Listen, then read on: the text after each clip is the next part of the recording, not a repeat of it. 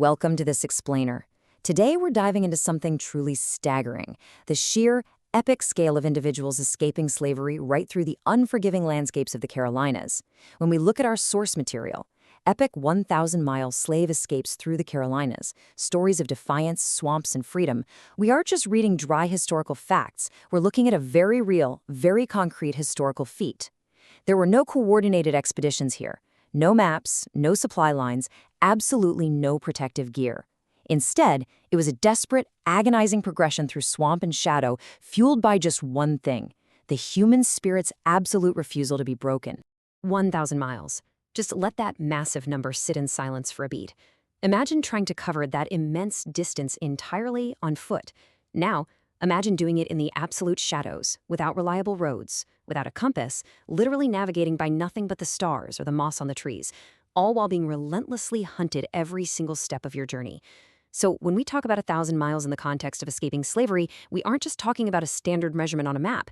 We are literally measuring the infinite bounds of human desperation and courage. Section 1. The impossible distance. Okay, let's dive into this and look at what a 1,000-mile journey actually entails. You'll notice the source material uses a very specific word to describe these journeys: epic. Now, in literature, an epic is defined as a long narrative centered upon a hero where a series of great achievements is narrated in this really elevated style.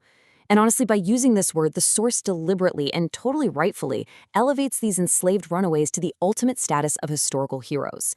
They weren't just fleeing victims, right? They faced completely insurmountable odds and achieved something so incredibly monumental that it demands our absolute respect.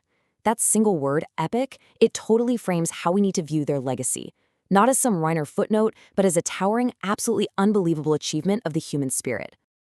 Moving right along to Section 2, entering the shadows. Let's shift our focus to the environment itself, treating the Carolina swamps not just as a setting, but as a deadly, sensory-depriving crucible. Every single runaway faced an incredibly profound choice.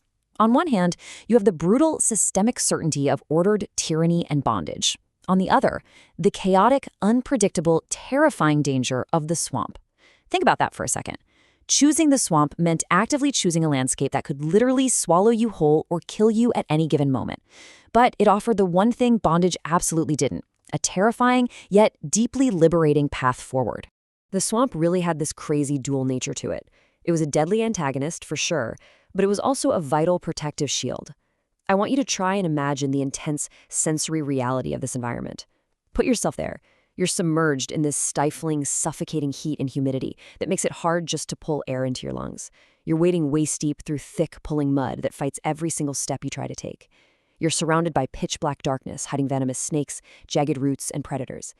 And yet, at the exact same time, that very darkness, that thick, impenetrable swamp brush, is literally the only shield hiding you from the slave catchers and the hounds tracking your scent. It's wild to think about. The very environment that wants to kill you is the only thing keeping you alive. Section 3. Defiance in the swamps. Now we transition from that harsh environment to the human element, the immense agency and sheer willpower required to just keep moving. As the source puts it, these are stories of defiance, swamps, and freedom. Let's really zero in on that word, defiance. I want to slow down for a second and just let the gravity of their absolute resistance sink in. This was not just passive survival. It wasn't just hiding in the bushes. Every single breath taken in those Carolina swamps, every agonizing step through the dark, murky water was a profound, active rejection of the system that claimed to own them. This is defiance in its purest, most elemental form, guys. It's the absolute refusal to surrender your self-determination, even when you're staring near certain death right in the face. That brings us to Section 4, Surviving the Carolinas. Let's look at the tactical reality of navigating this treacherous geography. Because you have to remember, survival here wasn't just about getting through one intense moment. It was a grueling, grueling marathon that compounded over time. Think about the micro level. Days spent literally holding your breath in the mud. Then zoom out. Those days turn into weeks of fighting exposure, illness, and starvation. And then zoom out even further, stretching into months of relentlessly pursuing that 1,000-mile mark. It wasn't just a quick burst of adrenaline that got them through. It was a sustained marathon of survival stretching over an unimaginably long timeline. Let's move to and see how this builds, breaking down the actual phases of this journey. It required a precise, agonizing strategy. First, embrace the shadows of the swamp. They had to learn how to use the danger and the darkness to their tactical advantage. Second, defy the environment and pursuers. They were essentially fighting a two-front war against nature and man. And finally, cover the 1,000-mile distance, emphasizing again every covert step. Every single time they pulled their foot from that thick Carolina mud to take another stride north was a profound, monumental act of courage. Section 5. Reaching for freedom. The absolute ultimate goal driving these perilous journeys, the absolute right to be free.